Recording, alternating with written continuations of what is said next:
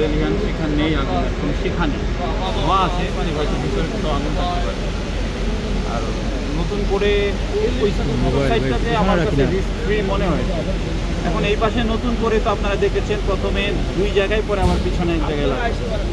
এগুলো যদি কন্ট্রোলে চলে আসে, অলমোস্ট তো কন্ট্রোলে চলে আসছে পশ্চিম পাশে, তাহলে মোটামুটি একটু নিয়ন্ত্রণে আসতেছে আর কি, বোঝা যাচ্ছে।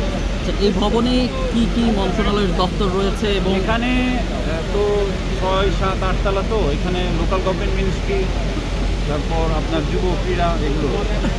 কি ধরনের আসলে ক্ষতি হতে পারে যেই দীর্ঘক্ষণ ধরে আমরা স্বরাষ্ট্র তো ওই বিল্ডিং, না স্বরাষ্ট্রতে তো আগুন লাগে না। আচ্ছা দীর্ঘক্ষণ আসলে আগুন জ্বলছে, তাহলে আমরা আসলে কী ধরনের ক্ষতির সম্মুখীন হতে পারি? ক্ষতি বলতে তো আমাদের নথি কাগজপত্র, আমাদের আসবাবপত্র, কম্পিউটার সামগ্রী, গ্যাস টেবিল, আমাদের অফিসগুলোতে যেগুলো থাকে, ক্ষতি তো এগুলোই হবে। অফিসে আগুন লাগলে সেই জিনিসগুলো হবে।